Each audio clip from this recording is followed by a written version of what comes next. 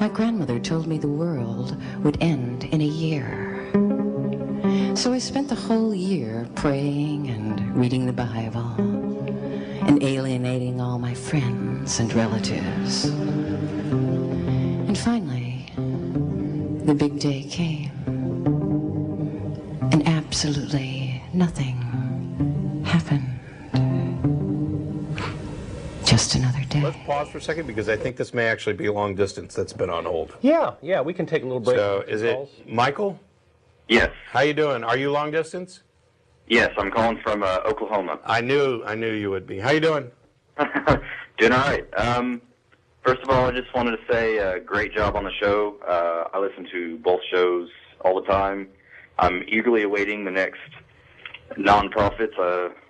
The month-long wait is kind of tough, going through withdrawals. Oh man, read a book. read a book. Take some time. Go out and see the sites. We'll get you a fix on the 28th. Okay, but also I wanted to comment. Now I don't know.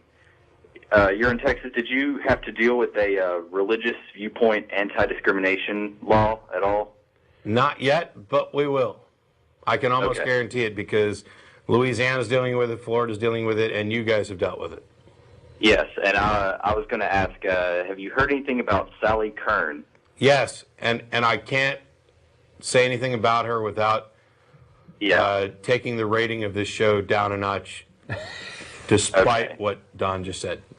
Right. Yeah. Well, she's pretty much. I don't think she's going to get reelected, but I don't know. She is a vile, despicable, hateful human being who has no consideration for anybody else. She's out to promote her own agenda. She hates gays. She hates atheists. She's a little troll, and I can't stand her. Every time I see her name, I just want to puke. That she appears in opinion in editorials in the newspaper. But anyway, yes, because it's so wise to give voice to these people.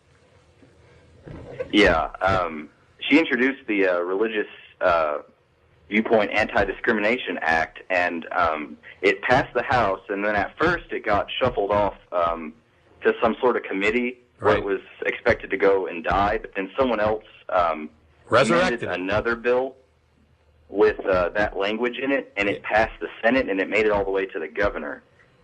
Fortunately, a little bit over a week ago, the governor did veto that bill. Yes. But what's really frightening is, had it been another governor, like I don't want to make this about like party lines or anything, but anyone that a governor that might pander to the religious right. You mean like our present governor here in Texas, Rick Perry, who, by the way, is welcome to come on the television program. Maybe somebody like him, but he is welcome to come on. He can't hear me.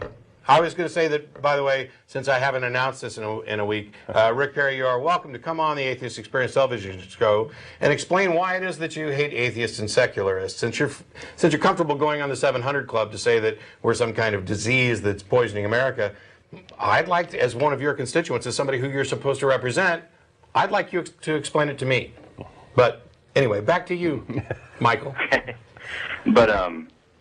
But yeah, and a lot of people wrote into the governor. I was one of them to urge him to veto this bill, and he did. So it was a tense moment. Do what? It was a tense moment. Yeah, I mean, it should never have got that far in the first place. Right. But I kind of wanted to highlight what we should do is maybe talk very briefly about what it does, because some of our listeners may not know what that's about. We should give a little context. You want to go ahead and do that, Michael?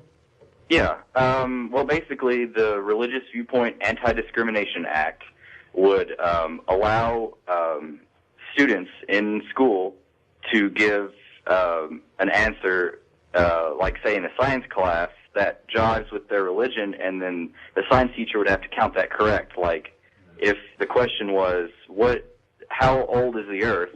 And, the science books say 4.5 billion years, but, little Johnny says 6,000 because that's what my pastor says. then they have to count that right, because if they didn't, that would be discrimination. Yes. Yeah. And there are other versions of this in other places. I don't know if the Oklahoma one includes this, that would actually allow teachers to express quote-unquote alternative viewpoints. So even though teaching creationism in a science classroom is against the law, this is another way for them to try and get in. And they tried this crap in Dover with the intelligent design movement and of Pandas and People, and now they're trying to introduce legislation under anti-discrimination. It's just like we've talked about a million times, where somebody's, if you're hitting somebody over the head with a board, it's not unfair discrimination for us to take the board away and tell you to stop. And yet they just keep going and finding a new stick. And now they've got legislation, these anti-discrimination. This is my sincere religious viewpoint. So it would be wrong for a government official like a teacher to mark my answer wrong. No, no, no. The teacher's not saying that you're wrong or that you're wrong to have that belief. The teacher's teaching the curriculum. And the curriculum, the science, the evidence, the, what's that word? Reality is that the Earth is much closer to 4.5 billion years old than it is to 6,000 years old. And little Johnny doesn't get to write 6,000, no matter how strongly he believes it. Because we're not testing what Johnny believes, we're testing how well Johnny understands the curriculum, period. Yeah, and the evidence that we've gathered through science and reason. Right? So, I mean, it's great that the governor of Oklahoma vetoed this. I wonder if they're going to try and push it back through, do you know? Well, I haven't heard anything else about this bill. Right now it's dead. It doesn't mean they're not going to try to push it through in the future, but I don't know. I'll be keeping an eye on that, that's for sure. Well, these people, you have to admire their perseverance, right? And they've got that down. And you have to admire how much money they have. If somebody keeps running into a wall and hitting it, do you have to really admire the perseverance that encourages you to do that? I'm trying to say something nice. I'm trying real hard. And this is where Don and I differ, because this is an area where I don't have to try to say anything nice at all. I don't have anything against the people, but the ideas that have poisoned and polluted their mind, that encourage them to engage in this sort of attempt to legislate their own personal beliefs onto everybody else. I have no respect for that. I don't have to play nice with that. We don't have to open up science classrooms to alternative theories to support somebody's religious belief any more than we need to allow flat earth people to come in and teach an alternate viewpoint in geology classrooms.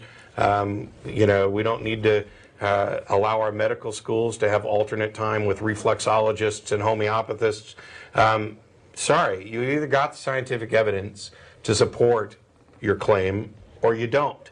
It matters what's supported by evidence and not what just happens to be your personal belief. And so if you hear more about what's going on there, if they try to resurrect this, you'll have to give us a call back and let us know. Oh, I will. But yeah, I really just wanted to bring this up to highlight the importance of people being involved with government, with their representatives and stuff, because we have legislators that are trying to push this agenda, and if we don't keep an eye on this and try to stop it, then they're just going to walk all over us. Yeah, definitely. But yeah. Thanks a lot for the call, Michael. I appreciate it, and it's very important to keep people up to date and let them know, because Texas science standards are going to be coming up for review soon, and we're going to be expecting a lot of people to be vocally supportive of 21st century science and reason, and not allow us to keep taking steps backwards. But I want to let Don get back to what he was talking about with John Hagee, but we appreciate the call. Thanks a lot. Thanks for taking my call. Keep up the good work. Sure. Thanks, Michael. My grandmother told me the world would end in a year. So I spent the whole year praying and reading the Bible and alienating all my friends and relatives. And finally, the big day came, and absolutely nothing happened.